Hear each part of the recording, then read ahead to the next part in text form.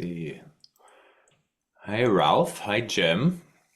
Hello, All these Tom. handsome, look at all these handsome people, Bodhi. all men. All these beautiful people. All Men, men. men, men, men, Oh, men. manly men, Lots of men. men. Well, thank you for being here. This is going to be fun. And neither Bodhi nor I know what it's going to be. Um,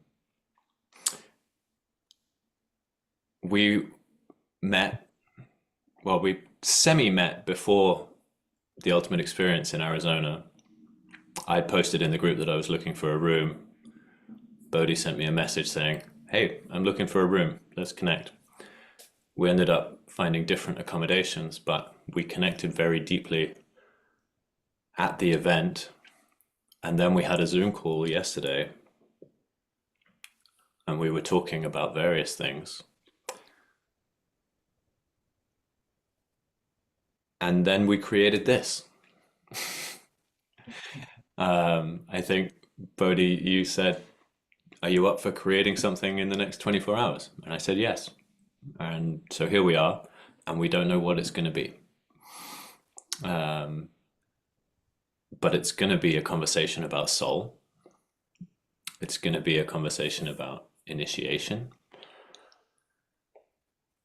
And it's going to be whatever it will be. So, as always, I think everyone here is going to be familiar with this invitation. Listen about you. What are you here for?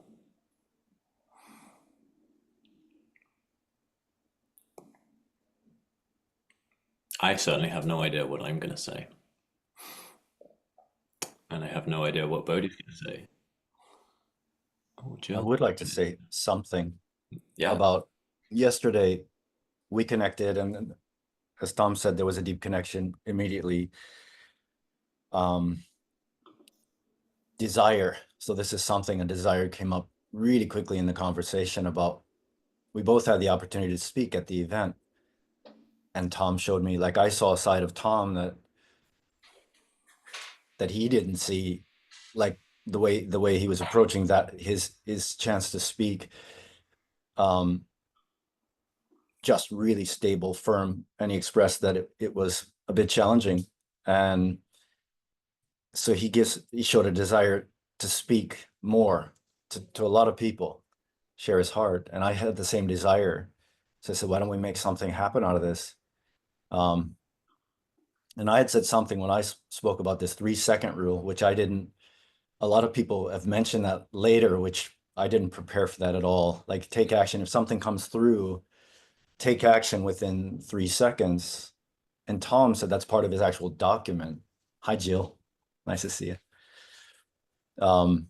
So let's make that, let's cut it down to 0 seconds. Like, when something comes through, to actually put it out there, and then look what's happened here.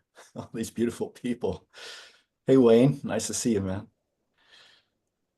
Here together with us. So um, if you're okay, Tom, with this, and if there's not a lot of sound, I kind of like the idea of having the mics off so that people can just jump in, and there's not this kind of a, so this is a part of this conversation is about zero hesitation, absolutely none. Um, and that's the way I want to live my life always, especially when it's uncomfortable. Like, something comes up and it's like, oh, I want to ask this person, and I'm a bit nervous to do so, or I'm hesitating, but actually just let it come through and ask in the best way that I can. So um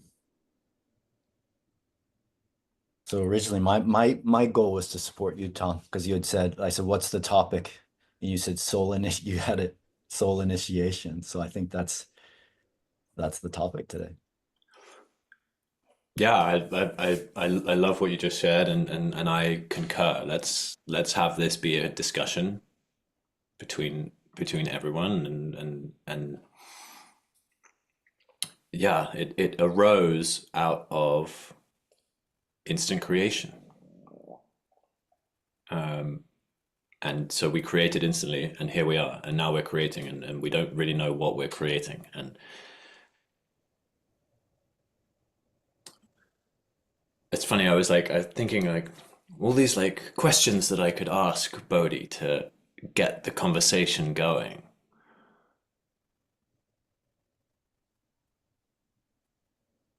But none of them feel relevant right now because we're in a creation and we're in the moment. And what inspired me about you sharing the 3 second rule? I mean, what I heard in the 3 second rule is when soul speaks to you, you have 3 seconds to act or it's gone.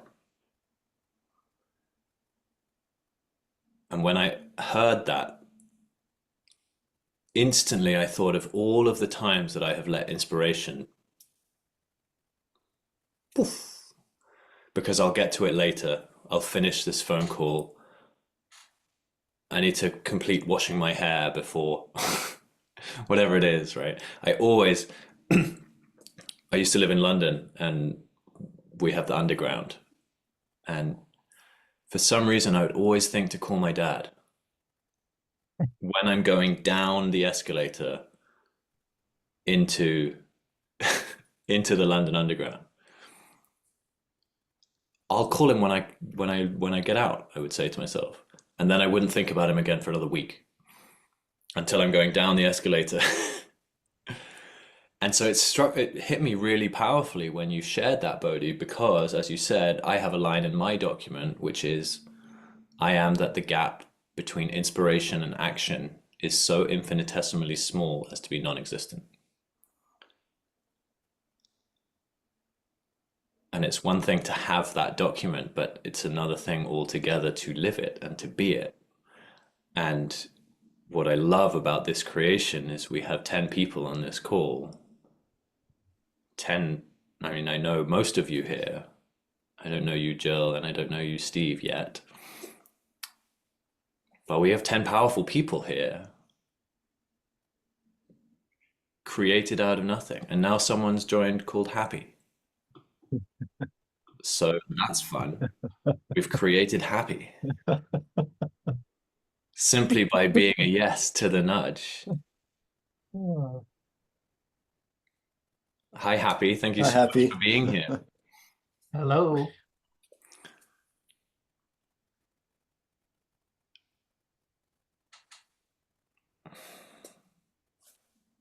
So here we are.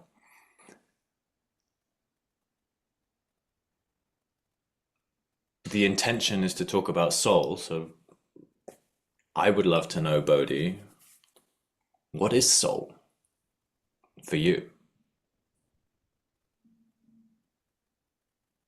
It's something that I'm learning to communicate better with, to understand when it's talking and when the insanity is going on, I know who's talking.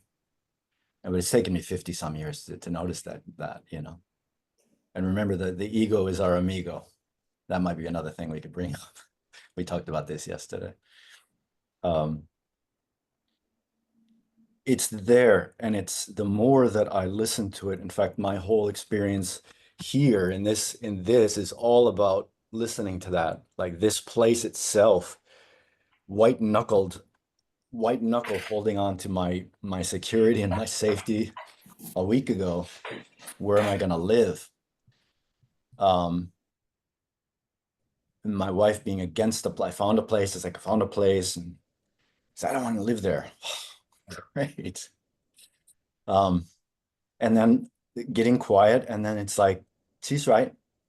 That's the soul. Like it's a really subtle, soft voice or nudge. Sometimes it's a clear voice. Sometimes it's just a felt sense, just saying, not this one, or yeah, do this. And the more that I listen to it, and my entire reason for being in Hawaii, besides the beautiful weather and all that good stuff, I mean, it's February. This is what I'm wearing. Like, I mean, it's that, I wouldn't be wearing a shirt if I didn't think I had to be proper. But it's listening to that nudge, which is, to me, is the soul. It's the one that doesn't have any fear. It's the one that knows, the one that says, do this and trust that it's okay.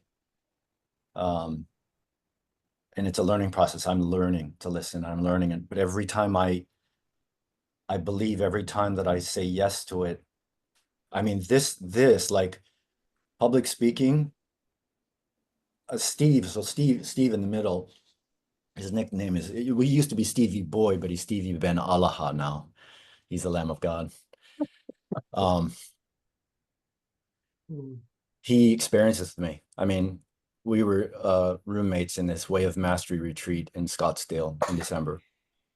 And just being open to receive, he's been sort of watching this thing unfold, and it's a surrender into the next step. Just so for me right now, the learning process of what the soul is the key word is surrender, and try the best to allow the nervous system to do what it's gonna do. But just stay true to that thing.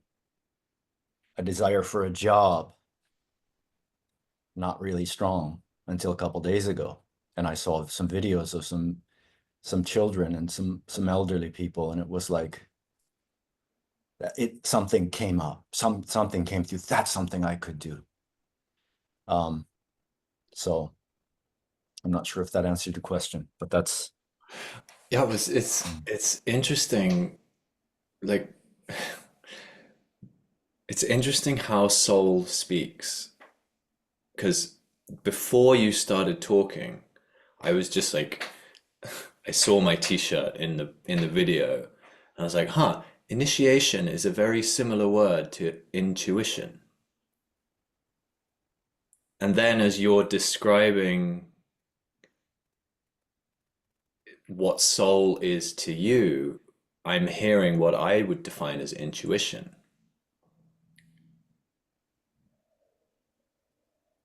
Which then brought up the question for me of like, well, what's the distinction between intuition and soul? Because for me, when I think about soul, it's a it's a little bit it's a little bit different in that soul is the reason that I'm here. It's like, one of my teachers defines it as a unique eco niche. So a mountain has soul, a river has soul, a cat has soul,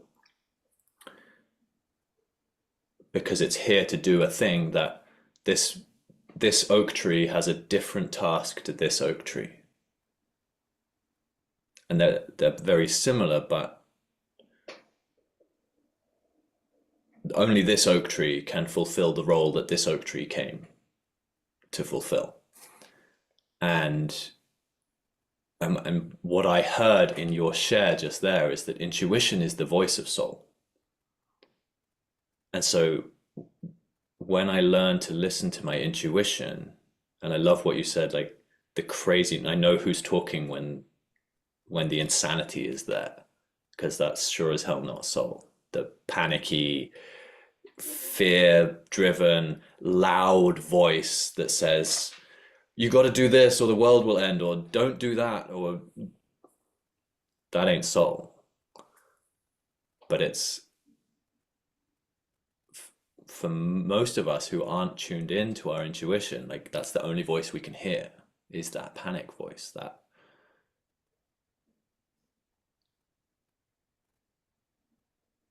And one of the things that I've learned about intuition is it's always calm.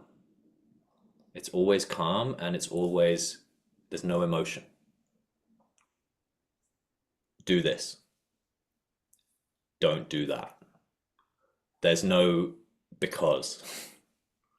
There's no or. There's no you will die if you don't do this. Um, And it's funny, like even as I deepen into this journey, how much I resist my intuition still. Even though it's right there in my document, even though I create myself as inspiration and action, there's no gap in between.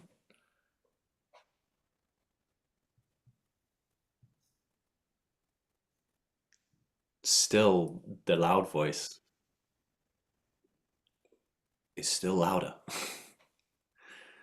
And it's still more panicky and it's still more urgent.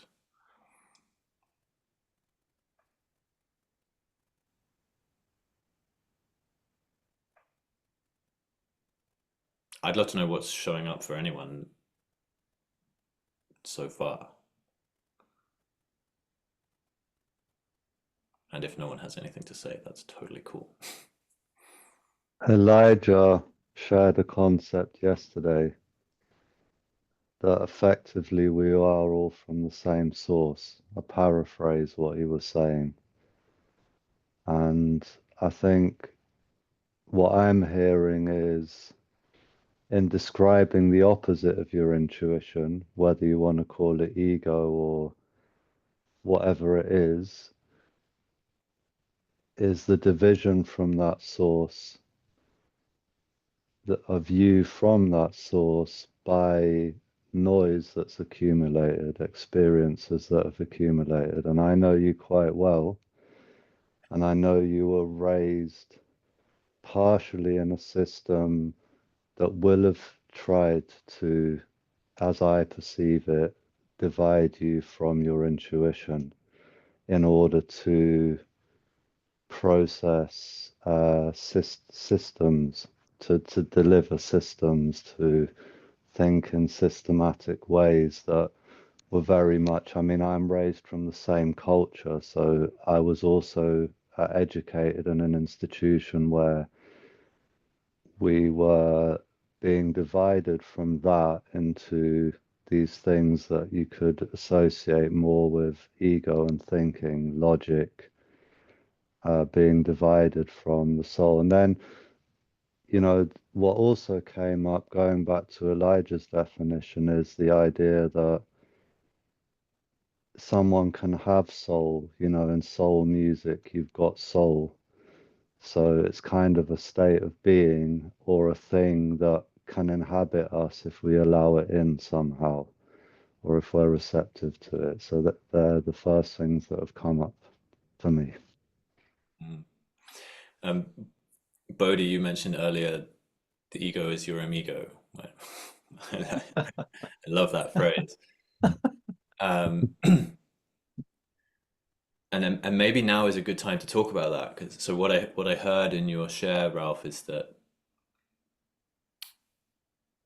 the ego is that separation from soul, and it's an accumulation of noise that has built up over time.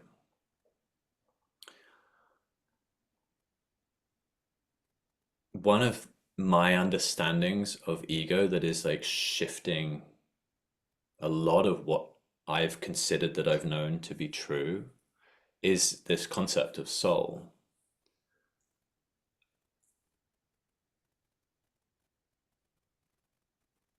Because what I'm learning is that when my soul is initiated, when I remember that I am nature and that I have a task that only I can perform, my ego is transformed in through the process of initiation to become an agent for soul. And so we live in a world where, I think we talked about this yesterday, didn't we, Bodhi? We live in a world where we've created the ego as this evil beast that has to be vanquished, slain, so that we can get back to the oneness of unity consciousness. And it doesn't matter, like that message seems to exist across spiritual, like from Buddhism to everywhere, or at least the way that we have interpreted these spiritual traditions in the West. But what I'm learning is that when we create the conditions to be initiated into our soul, to understand why we're here and what our role is, our ego shifts from being self-serving to soul-serving. And when that happens, and my ego then becomes a delivery mechanism for my soul, because my soul has no way of interacting with the world. My soul requires partnership with me and my ego and my separation to create a delivery mechanism for my purpose. And one of the things that Kasudi, I never know how to pronounce his last name, Muthi. One of the things that he was talking about in Arizona at the Ultimate Experience was that being without purpose is kind of a waste of time, because you don't know if your being is driving you towards a thing that's actually truly aligned. And for me, this conversation of soul exists another layer down. So Kasudi was saying that purpose has to come before being. And what I'm learning to understand is that soul has to come before purpose. Because I can create a purpose through thinking. I can think my way into a purpose. Or this is the impact that I want to have in the world.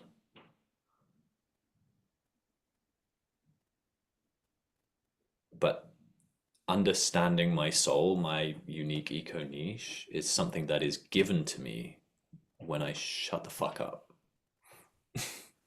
and learn to listen. And it's told to me by a butterfly that flies past my face and whispers in my ear, or it's whispered by the wind, or it's revealed to me in a vision of some sort. And it's a moment that happens where it's like, shit. One of my teachers, Bill Plotkin, calls it a promise that it will kill you not to keep.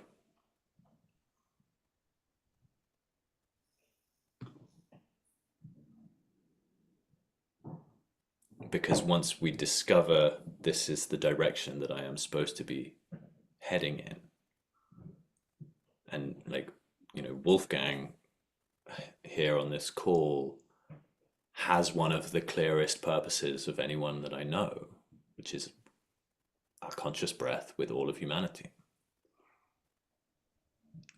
And that's not something that he created through thought. It's something that was delivered to him, that is a promise that will kill him not to keep.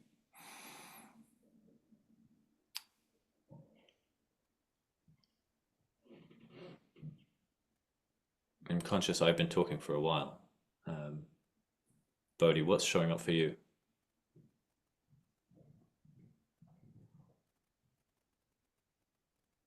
I think for me, it's allowance. It's, and I keep getting this desire to ask everyone some experience. I know Jim, you and I had a conversation, where Jim shared something where he has a direct. May I say that? May I share what we said? Do you remember? Is that okay? Absolutely. Yeah, please go on, Thank Bodhi. you. Yeah, thank you. But for me, I guess it's an allowance, and it's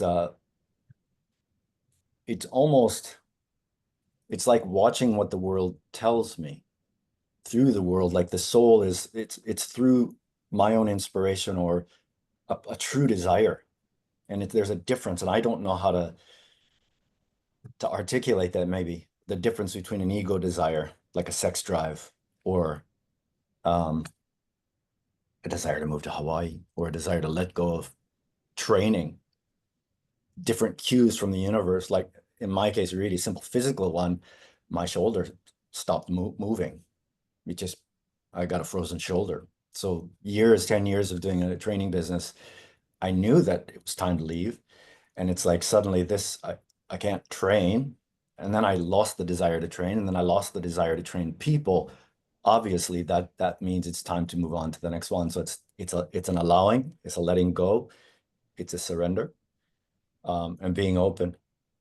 And then whatever comes, I ask a woman, my wife didn't want to live in Honolulu. I'm in Waikiki on Oahu. She wanted to live in Kauai or Maui. Great. So I asked someone and she says, oh, you can stay with us. You can stay with me for a couple weeks or a couple months. I didn't pay rent. I didn't pay rent for 3 months. Wouldn't have been possible before. But just sort of listening to what's coming in, what's coming out, and then seeing where things overlap. And that would be the three signs rule, not the 3-second rule, where these signs kind of come through.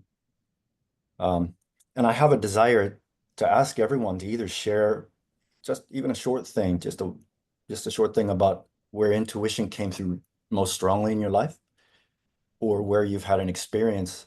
This could be the same thing, an experience of soul that was like, that was soul. That couldn't have been anything else, like a literal miracle.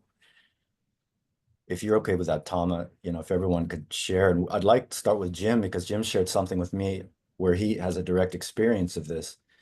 So if that's okay. Can you give me a clue what it was? Satori. I'm sorry. Satori. Oh, the Satori. Yeah. Yeah. And how do you say that properly? Satori. Satori. Satori. I'll work on it. Hey, Carrie. A beautiful Satori. word. The beautiful Satori. word. Yeah. Hey, Carrie. Yeah, so I did indeed. I call it that anyway. I don't really know, but it was it was the most major shift in my life that I was very conscious about, and it happened about 15, 16, 17 years ago after I had an agency for many years, and then I sold that and restarted in Seattle, and I built that up, and it was growing pretty rapidly. And one point we had some financial difficulties with clients not paying, and this 5,000 square foot beautiful office space that I had in downtown Seattle overlooking the Puget Sound with ferries at night. It looked like, these chandeliers floating. It was just gorgeous. Everything was perfect, but the whole thing imploded. That is the physical space. The agency continued on virtually, but I couldn't see that. I couldn't see that the continuum kept going. I only saw that the entire effort of my ego that was involved, not necessarily completely in charge, driving and building this business for a couple decades or towards it, had suddenly collapsed in its manifestation, physical manifestation. And with it, a lot of my ego collapsed as well. And I was left, the conscious moment that I had, I was standing in the kitchen and I was in between like the sink and going to the refrigerator, and I stopped. And I just stood in the kitchen for, it felt like eternity because time had stopped, more or less. I was completely embodied from the top of my head to the bottom of my toes, completely embodied. And all of this dialogue, internal dialogue that had been going for 2 years after the implosion of the business, just went. And that was, I call it a satori. I also call it a gift because, yeah, I was doing some yoga and I was doing some self-care and things like that, but it just happened. It was the soul, if you want to put it in these terms, taking over. Says you're done. You're cooked. You've been cooked enough. You cooked yourself enough. Pull you out and put you over here now. And I sat on the couch um, almost all day for 6 months, looking out the window. And I was in bliss, absolute bliss. So that was a satori. And what came after that was slowly moving forward from a place of deep centeredness and presence. And that turned into mostly my guide. So I would call that the my soul initiation, perhaps. I don't know. Tom, is that qualify as an initiation? I'm not sure, but It sounds like it's part of the journey. mm, Like, yeah, I mean, soul initiation is a path that takes years. yeah. And Well, I'll and just add this one piece to this is that the soul was working all the way along before and after this Satori. And what looked like wasn't working for me was part of the soul working on me. I would be in the office late at night overlooking that beautiful view, working, trying to keep everything held together with spreadsheets that are connected to more spreadsheets and figuring out how to do this. And I heard myself audibly saying, it wasn't inside my head, it was, I hate this. And that was, I had built my own palace that turned into a prison as a business. And that went on for a few years. So I think it's very interesting, this process, Tom, that you speak of, because yeah, I think that there is, in what looks like not what I would imagine soul speaking to me in, like beautiful prose. It was speaking to me in a way to bring me to the point where I could hear it. That's what I would say might be a way to tie that to the soul speaking through me or to me. what I hear in that is we have this idea of ego death that it's like, oh, my ego's dead and now I am an enlightened being, which just isn't the case. When we experience an ego death, it feels like we're dying because my ego is me. And it's often an ego death experience that triggers an initiatory process. And that's what I'm hearing is like your world started to crumble and disintegrate, which made you or created the conditions for you to kind of wake up and listen and begin that process of learning to listen. Mhm. I had a very similar experience, which was a voice that showed up in my head saying, "Have you moved to Vancouver yet?" And it took me 15 years to listen to it. 15 years of fear and doubt and questions and that. And then eventually my life crumbled. My relationship ended. My house lease ended. I finished a big job in a career that I hated in film.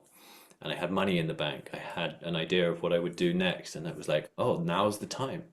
I can go to Vancouver for 3 months and do user experience design school. That was the start of an initiatory process that I am still in. That took me through UX design. It took me through digital marketing. It took me into coaching, and now it's spitting me out of coaching into whatever I'm becoming in this world of soul. And that's 6 years that that's been going on. And I don't know where it will take me. But what I know is I feel clearer now about who I am and what I'm here to do and what my role is and what my task is than I ever have. I love that, Tom.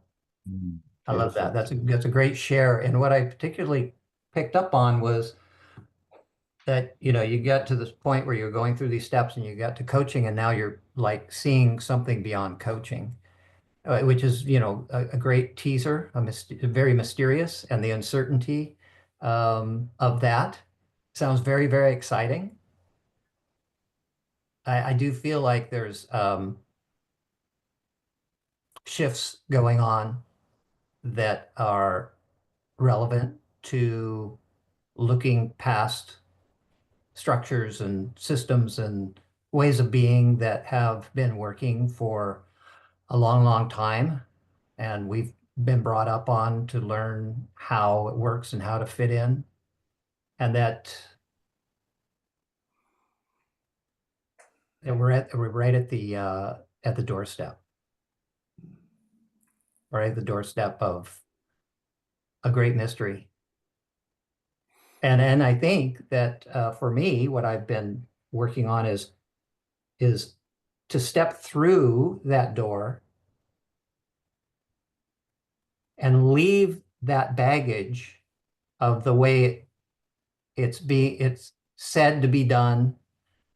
I read that's how it's to be done, that I see role modeled or even in movies and culture, how it's to be done, and leave that behind, because I feel like every time I reference that or think I have to do it like that, I get really off track. I don't hear any soul speaking to me. And I might go on for a few weeks until I kind of readjust myself and get back to the point where I'm hearing again, hearing the whispers and just moving my body in the right particular motions and directions. And I feel like that's like an energy, right? It's like a force field around that door. It's like how do I get through that thing? It's gonna take some real superpowers. I want to create some space for others to share, but just on that note, there's an amazing book called Wanting, by a guy called Luke Burgess, and he explores mimetic desire, which is what you just referred to there, Jim, or at least what I heard through my listening in what you shared. We think we want things in life, but the vast majority of things, we want them because someone else, someone over there, has modeled for us that we should want them. A job, a college degree, a BMW, a Rolex, whatever, it doesn't matter. To be an entrepreneur, to have a wife and kids, it doesn't matter. Like when we actually dig down, it's like we want these things because someone's told us that we want them. And that's relevant to this conversation about soul, because when soul speaks, right, when that voice shows up for me saying, "Have you moved to Vancouver yet, dummy?" Right? For you, Jim, when it's your business crumbling apart and you sitting on the couch for 6 months in bliss, just receiving. It's in those moments that my real, true soul desires can emerge, that are not shaped by who I've been and who my mentors are and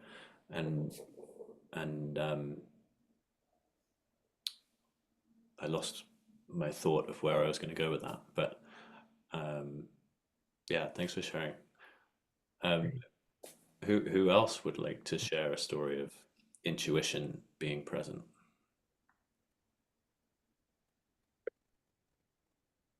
Well, something somewhat similar, but and it's more like a forced, like I thought I wanted something. I was working in high tech for 20 years, and I was just like, I was depending on other people to have to see it in me to excel or advance.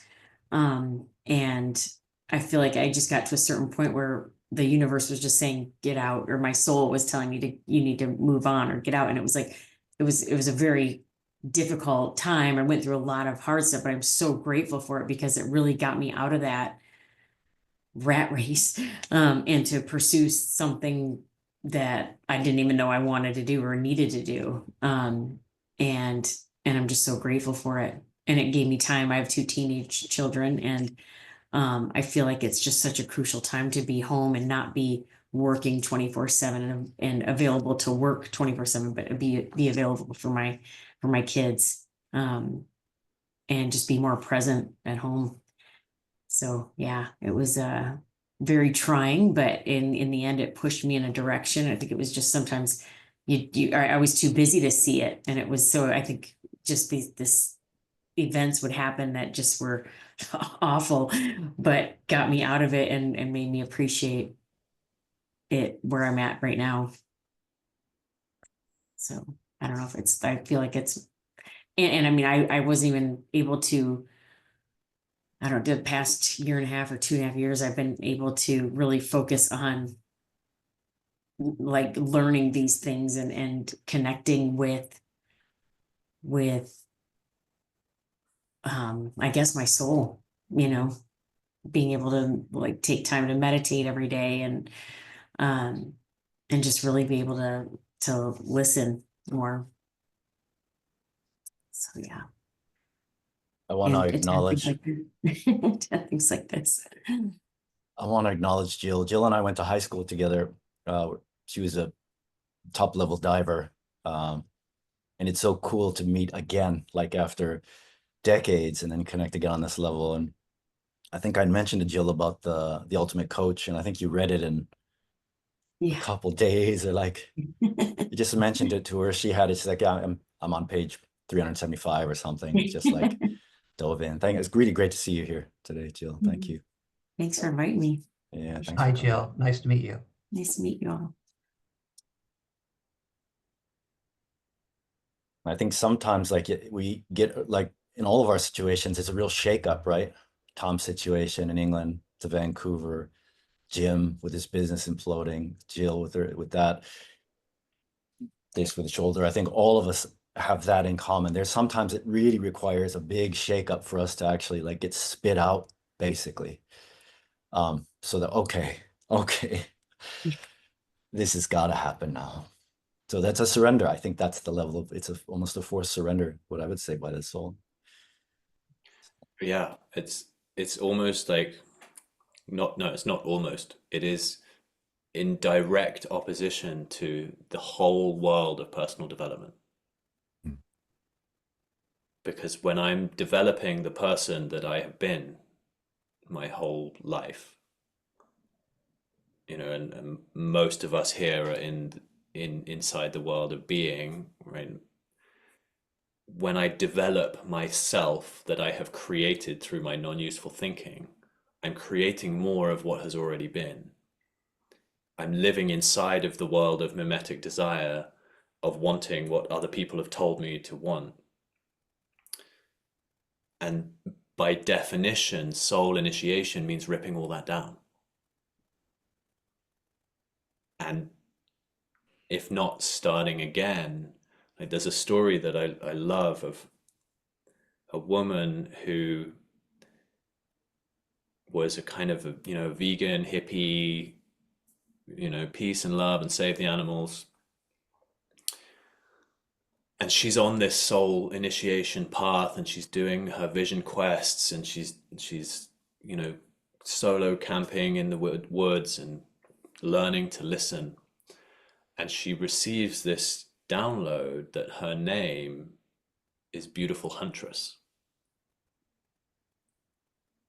And she's like, no, I don't want to hunt. I can't kill an animal. But she had the support to say yes, to be willing to follow the soul. And she ended up getting a hunting license, and she went to a bow making. She like crafted her own bow and arrow and became very skilled in shooting it. And she never actually went hunting bears, but she allowed herself to shift into, well, what if that is who I am? And in being a willing participant with soul, what she was able to determine is that she was never meant to be a beautiful huntress of animals, but that she was supposed to be a poet, and that her words were her arrows, and that actually she was here to be the activist that she's always been, but she had to rip it all down, learn a new skill, a completely different way of being, so that she could transform her ego and her creative endeavors could then become impactful in the way they were always supposed to be. And she could have so easily said no, because what was revealed to her, as is so common, is like soul is like, you got to go over here, and you're like, what? I no, I can't go over there. That's not who I am. That's not aligned with my values. But if we're willing to play with it, if we're willing to follow the nudge, if we're willing to obey the 3-second rule, if I'm willing to live my document of I am, that the gap between inspiration and action is so infinitesimally small as to be non-existent, gold exists there. And this call is beautiful proof of that. And hi, Carrie. Didn't get a chance to say hi, but thank you so much for being here. I love you. Howdy. Hi, Cowdy. Seen Cowdy in a decade, 2 decades. Hello, my name is Cloud. Nice to see you, Cowdy. Wow.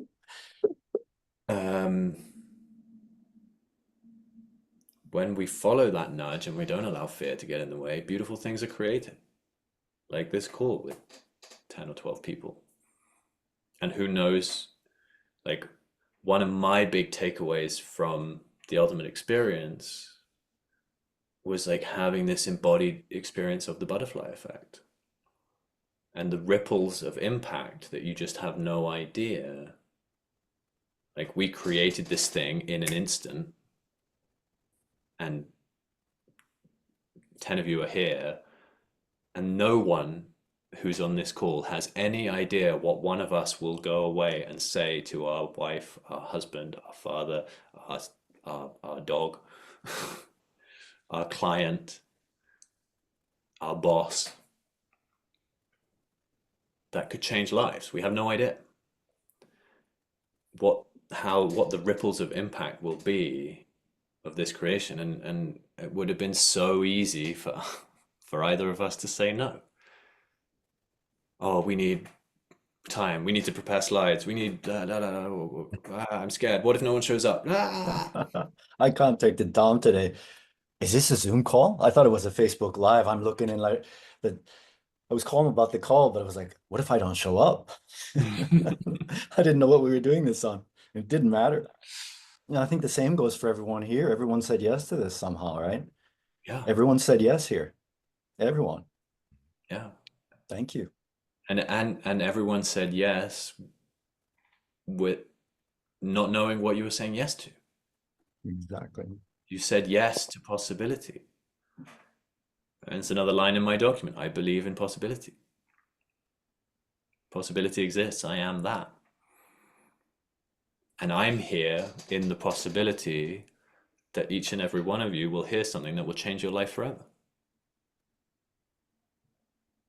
That possibility exists. Me included. I'm here as a student.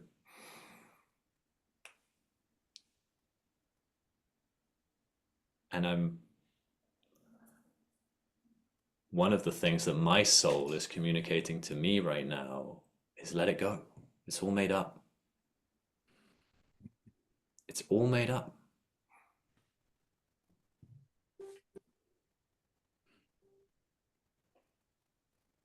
I don't need a plan, because God laughs at my plans anyway.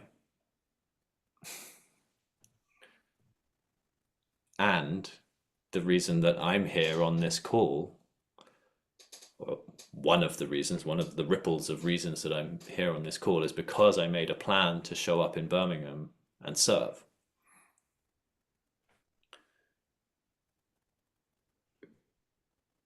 The way that I planned to be of service was creating a hike, because that's what I do. And I'll make a hike and everyone can come and join and I can serve, and maybe I'll get some clients out of it. And God went, nah, no, you need to be in that hot tub with Steve Hardison and Melanie Dixon Waite. And the ripple effect from that is, well, now I'm talking on stage in Phoenix, and now I'm meeting Bodhi Kenyon, and now we're having this amazing thing, and now we're on this Zoom call, and now who knows? And none of it happens if we don't say yes to the nudge.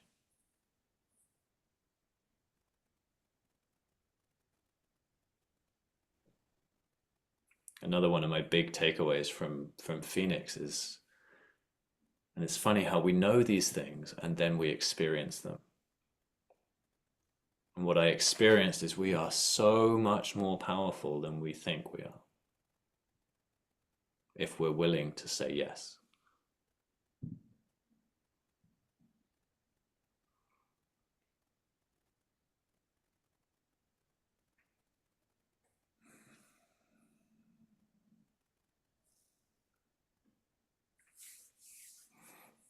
I've got a little nudge to share. So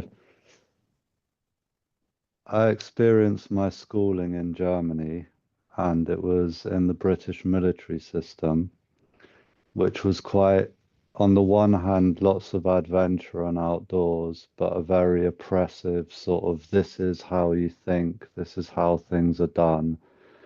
All the teachers, which included my dad, have to fit into this system. And I was encouraged to go to school from 16 to 18 in the UK, but I didn't want to leave community. But at 18, I was very ready to leave community and go to London, which I now describe as one of the places where the world meets. And if I'm an eco niche, I'm an eco niche on legs that has inhabited a city environment for a while.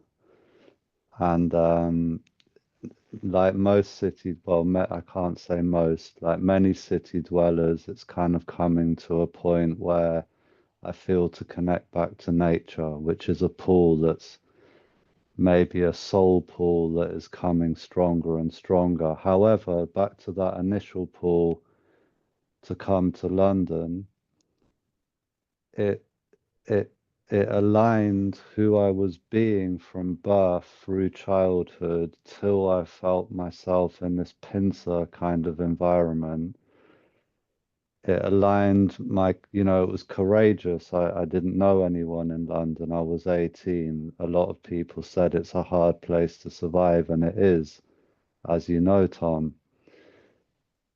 And what I understand, these shifts in being that where, most of us are in this community is I'm shifting my being to be in alignment with soul and back in alignment with parts of myself that I had either lost or suppressed, or as you said, I don't remember, is it mimetic, but based on mimicry, mimicking what other people, or even accepting what other people see as successful, ignoring what my soul called me to do.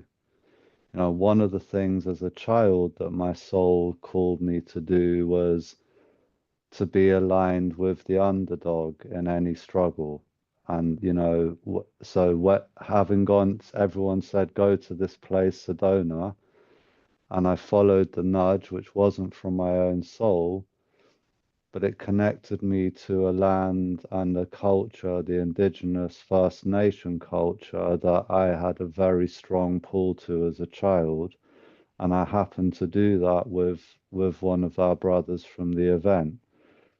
And so I don't see them so much as layered soul purpose being as one comes before the other. I think they're kind of intertwined, they're wrapped together, and it's not to disagree with what you're saying, because I get that soul is the foundation, right? But I think it's about an alignment, a congruence of the things that those things can encapsulate when we listen to what pulls us, what guides us, what's really important to us in our soul, in our being, in our purpose. I think in my experience, it's aligning after having been brought to my, figuratively speaking, to my knees in life, supporting others, becoming exhausted, having burnout, tuning back into those things and developing things soul initiated, if I've understood what you're saying, and my state of being is a testament. You know, I don't need to do or say, but that sort of, it's a frequency thing is picked up, and some people's frequencies are aligned as little eco niches on legs. There's an alignment, and some of the people in alignment are on this call. So I don't know if that made any sense, but it doesn't matter because I'm expressing with words that resonate and make sense to me, and they are just, you know, ways of trying to understand our common experience and energy. But yeah, I feel an alignment between those factors, soul, purpose, being, and what I was originally born on this planet to be, or certainly the things that inspired me after I was born, realigning with what I'm doing now. And like other people have shared, a phase in between where something else happened for whatever reason, mimicry, whatever other needs may be imposed. Thanks for listening. Thanks for sharing. I one of the things that I know about you, Ralph, about your purpose, about your unique eco niche, is it is about community, and it's about being a voice for the underrepresented, the underdog, as you said. And you're masterful at that when you allow yourself to be that. You create community everywhere you go just by being. Um,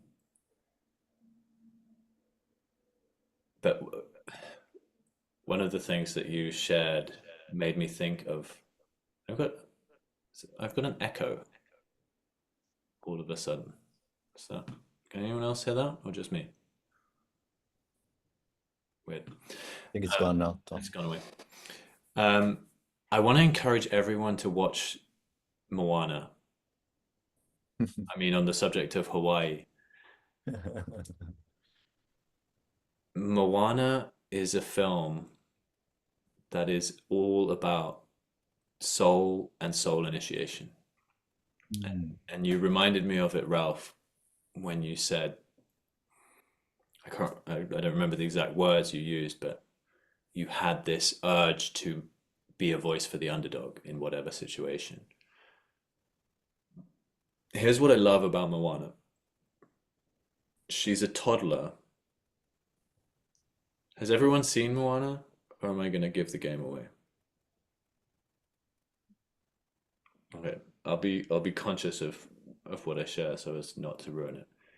But her eco niche, her soul is revealed to her when she's a toddler.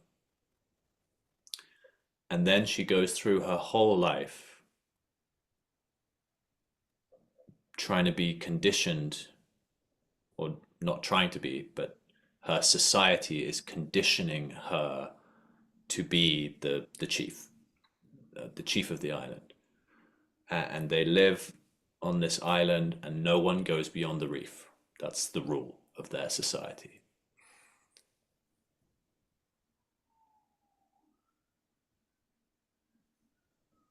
She knows that she's not destined to be the chief of this particular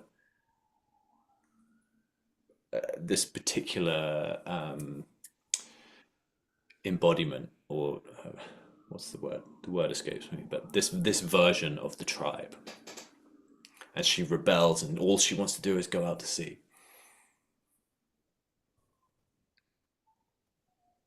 And eventually she escapes the clutches of her father, the chief, and goes on this soul initiation journey and remembers on behalf of her whole tribe what they are there to do and who they are. I won't go into it anymore because I don't want to ruin the film, because it's such a magical film. I highly recommend everyone to go out and watch it because it encapsulates everything that we've been talking about today, and how society does not want us to fulfill our soul's purpose. Society wants us to fit into the rules and the boxes and the constraints that have been built through collective fear and collective abandonment of self. But if we are willing to cross the reef and risk everything,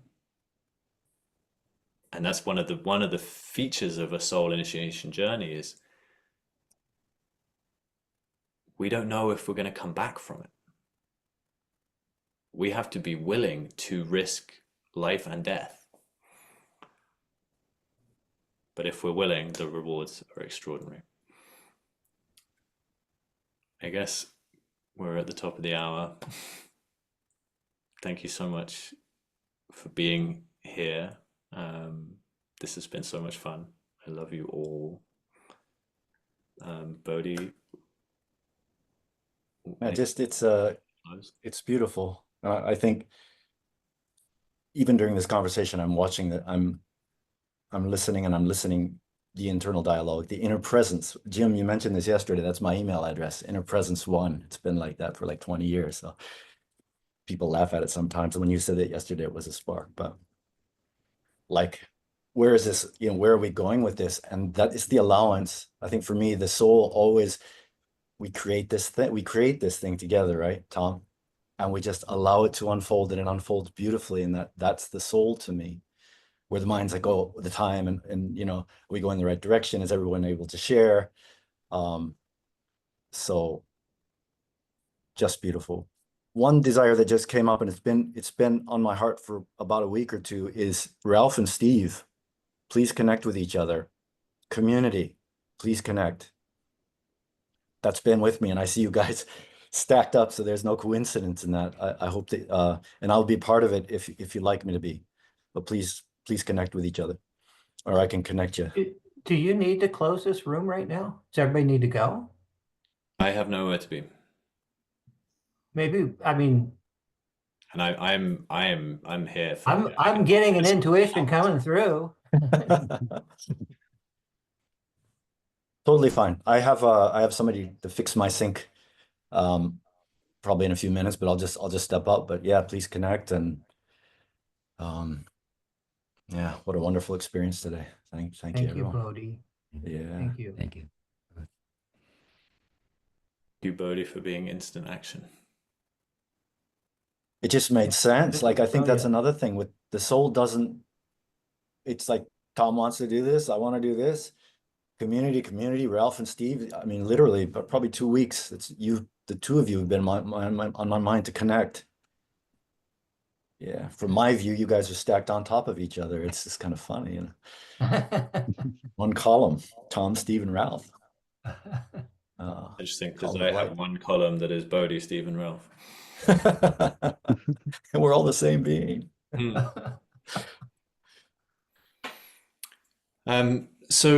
So yeah, I have nowhere to be.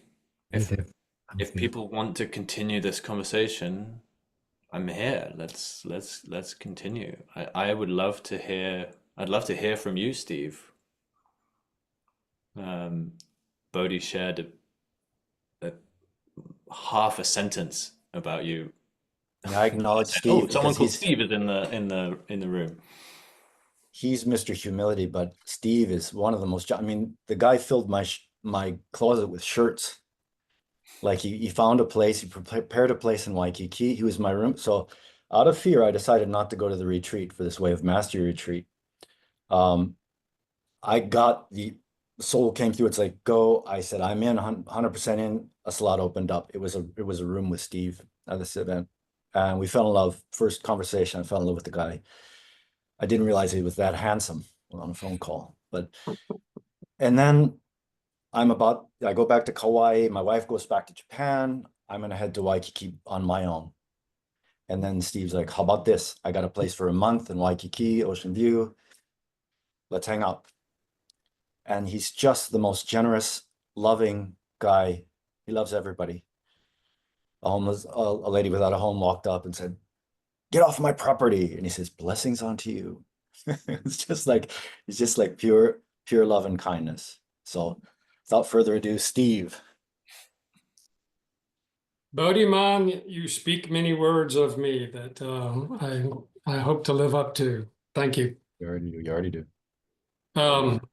We started with the word yes in 3 seconds, and what came to me was why it could be important to say yes quickly is because within those 3 seconds, the part that did not initiate that whisper is going to try and talk us out of it. Be a judgment of some form, and and then my thinking, the mention was about allowing, and allowing has been a big part, but also intuition. And a couple of years ago, the word intuition it was all I could think about. It was what came to me. And so I did a deep dive on it and ended up almost all of it was through indigenous peoples. And every book I could find on indigenousness, Lee. And the beauty that came through it was intuition is a feeling communion. It's not so much word-based. And so I've been learning a new language. And the language of the soul, or the language of the Holy Spirit, or the language of the Great Father resonates in here for me. And as I feel this quickening and I experience this quickening with people, I'm wondering, wondering how to increase the pace for myself, but also wondering, so we're almost like spiritual mountain climbers, and what is the goal? And to me, a part of that goal is community. A part of that goal lies in somehow, just like intuition was the resonance of intuition was vital for me at that particular time. The concept of community and what all that represents has been really pouring through me and surrounding me. And I don't know where all that will lead, but I know it feels really, really good. Not the old timey sense of what I guess my judgment would call community, but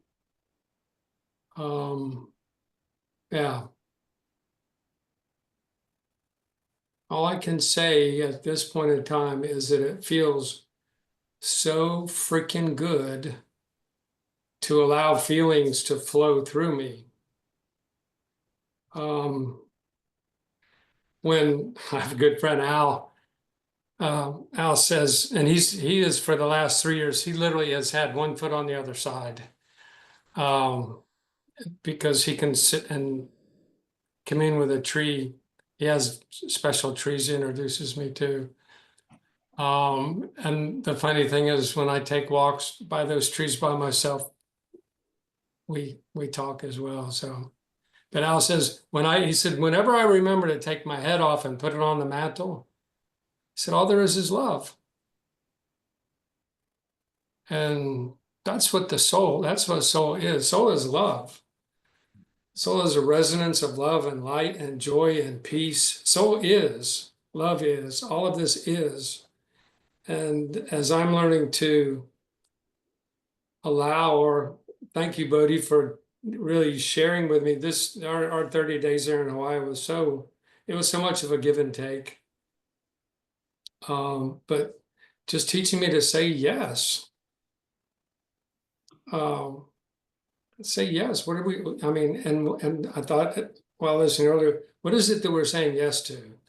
Tom, you mentioned potential. I don't think that there's a one up on that, but yes is saying yes to everything, which is potential. It is, yeah. So there, it's just learning the language of soul, the language of love here. And thank God I'm able to take this and put it over here. Is what I'm most grateful for, aside from communities like this. Thank you all.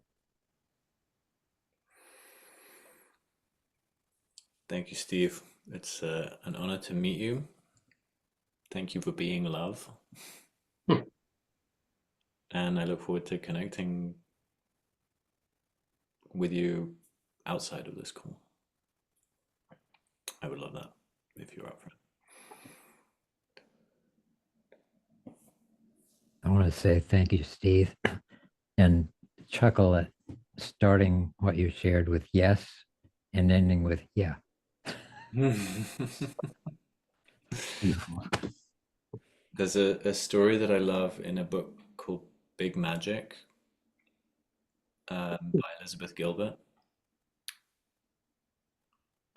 which somewhat speaks to what you shared, Steve, and I love it that if we don't act immediately, the part of us that wasn't involved with the creation of the inspiration will try and unpick it. Big Magic is a book about living a creative life. And she tells a story of an author, I can't remember her name, who would hear a story coming, hear an idea coming. And sometimes she would be out in the field milking the cows or whatever, and the story would come over the hill, and she knew she had to drop everything and run back to her house in the hope that she could pick up a pencil in time to catch the story to catch the idea, the inspiration as it, and sometimes she would only catch the tail end of it, but she would be able to pull it back, and she would have the idea in reverse because she just got there in time. And I love that idea of just being a yes to the moment. And if the moment requires you stop milking the cows right now and run back to your desk and get a pen, well, you better do that. Because otherwise that inspiration is gone and that potential for creation is gone. And that's why we're all here, because Bodhi had a nudge. He said yes, I said yes, and then you all said yes. Thank you for that story. Can I add something to that? What I'm noticing and hearing it again, different way, with the difference, and I might apply it to soul level awareness. The difference is capturing that story. In other words, her capturing, responding to the awareness and moving into place to receive it. She didn't do that out of thinking or anything else. It was like, I love this. It's just out of love. It's out of being love and following the love nudge. every time. Right? And sharing it with other people feels like a following the same nudge. Love. Beautiful. The other thing that I noticed today, just toward the end of this, was your T-shirt and the idea of soul initiation, and how my mind would want to think, oh, it's about initiating the soul. And what I'm present to is the soul initiating me to itself. It's like it was never not going to happen. It was never not going to happen. It was going to wake me up. It was going to bring me here all along. So when you say allowing, it's hitting me at that place where, oh yeah, okay, wow. That's what I'm walking away with today. Thank you. Yeah, thank you, Wayne. Yeah, it's not the beginning of the creation of soul. Soul has always been there. It's One an man in my ability. community wrote a book that says we don't have souls. We are souls. There's not a separation. That's who we are. That's what we are. Mhm. And I've been living with that, processing that. Yeah. And at the same time, every challenge that we have as a human society is because we've forgotten our soul. And as a result, this is Bill Plotkin talking. Most humans go through life without ever graduating beyond psychological adolescence. And we have only to look at what's happening in various governments around the world to see how adolescent, how ego-driven the thinking is. Because true adulthood requires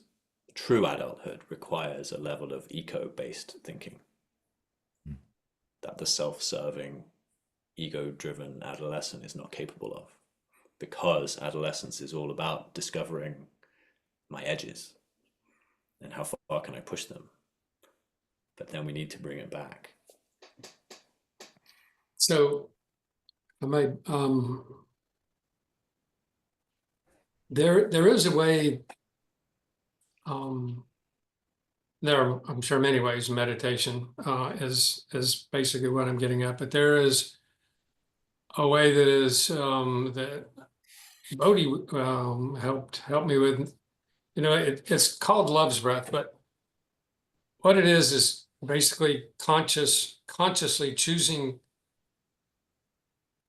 to breathe, consciously choosing to be breathed, and to allow spirit to enter us and rewire, change everything without without any instructions from me. Thankfully, it works a lot better that way. And I did witness with Bodhi. I mean, he didn't, like a lot of people, 20 minutes of this, and it's really just, it's breathing with, in the form of meditation, nothing fancy, but with the intention of allowing alchemical changes to happen on a subconscious level. And Bodhi was just shredding it. I mean, he was going like 3 hours at a time, and and almost what happens with that, it brings up stuff. That's one reason why a lot of people quit. And it brings up all of our stuff that we thought we've already dealt with. And then if we just can embrace it, and then it's gone. But when we consciously allow space to be created within us, it is filled with abundance. And I'm pointing to you, Bodhi, wherever you are on your box on the table, but that man right there embodies it. Embodied. Yeah, embodied. And in abundance. Yeah. So we do have almost like an accelerator we can put our foot down on, at least one that I've found for me that works. And it's conscious breathing. And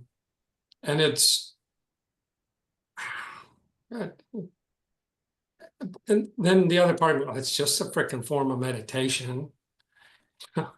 But for me, it's doing a lot more than that. But so wherever we can, for me, what I'm looking for, I'm not looking for, I appreciate coming across things that help me put my foot on the gas pedal a little bit more because I'm way behind and willing to make a deal. I'll be In behind. coaching, they would say the being behind is a story, Steve. Yeah. And Being when behind you is were in, what? is a story, it's a creation. Creation. And when you were introduced by Bodhi, I thought, oh, he sounds a lot like another Steve that loves every human being he comes across, which Bodhi or I on another call can tell you about the Steve if you haven't heard about him.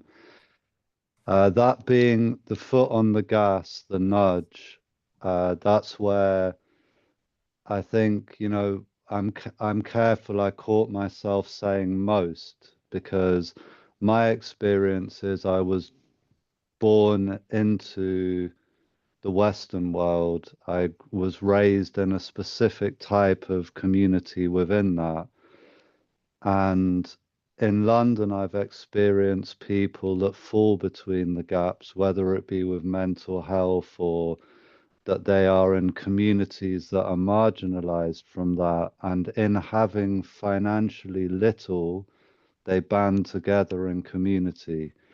And what I saw in the being movement, or what I've experienced, is that by there being no pedestals and all the speakers paying their own way, and nobody being able to pitch their business, there is a creation of a kind of commune, community, a way of being that collectively a way of being that differs from a lot of the ways that we've had imprinted on us to create being by division, by success, by profiteering, etc. So I think the context, there's the ecosystem context, which you're so in tune with, Tom, taking us back into the ecosystem for our eco niche. And this is an example of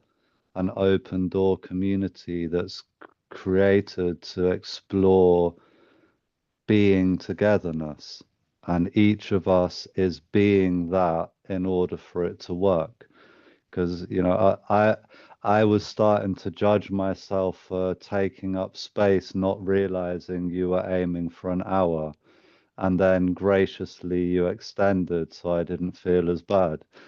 But that's, I was creating an experience that probably resonated, so I needn't have judged myself. But it requires the deep listening as well as the deep sharing and these communities to be created. And there's a book, Blessed Unrest, by Paul Hawken, where he talks about there's never been so much unrest against this divisive system.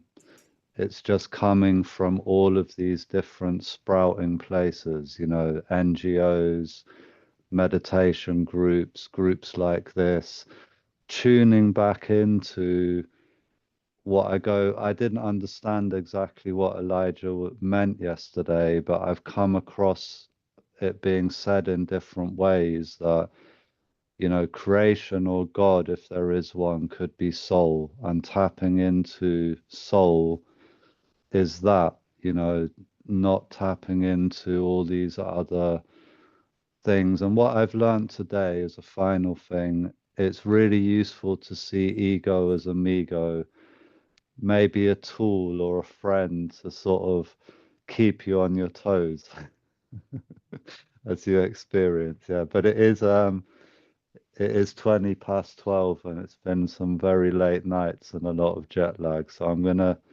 make that my last share. Steve, I put my full name in the chat for Facebook, or Bodhi can connect us.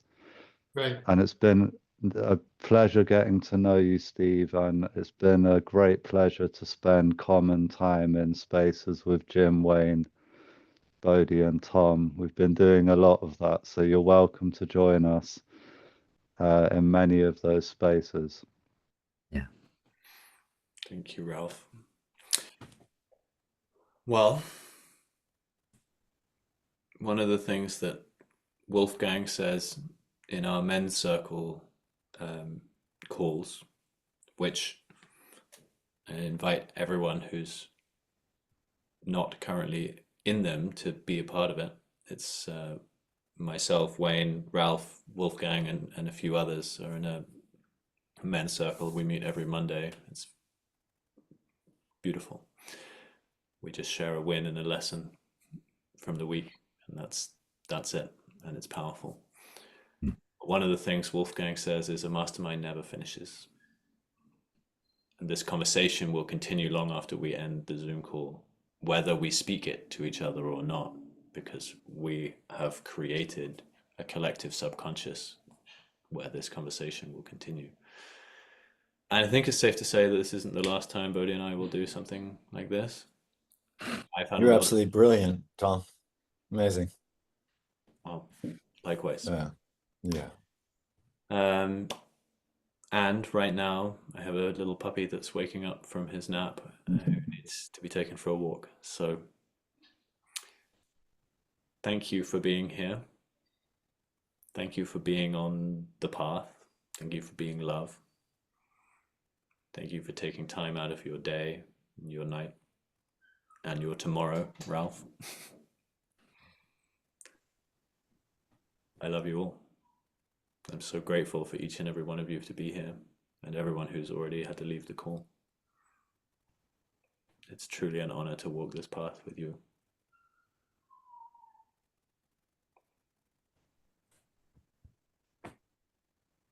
Thank you for showing up. I just want to say it's been so lovely, Tom. You do a beautiful job of moderating and setting up and keeping things flowing. And Bodhi, I just love seeing you pop up everywhere you pop up and reading what you write and hearing your words. So authentic and truly feel like a soul brother, as well as you, Ralph, another soul brother. And I feel that with you too, Wayne and Steve. We haven't met Steve in person yet, but Wayne, we had a short encounter, and I'd already fallen in love with Wayne, just seeing him across the room and listening to him on the stage. So my heart is very full, and I'm grateful for all of you. Grateful that this space was created out of intuition and love. Blessings to all you.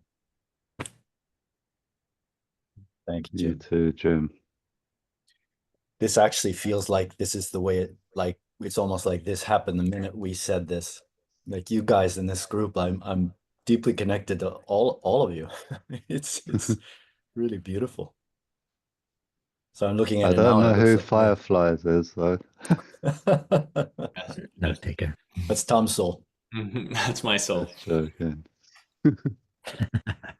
Well, have a beautiful rest of your day. I look forward to seeing you all soon. Until next time. Likewise. Bye-bye. Thanks for sharing time. Mahalo. Mahalo.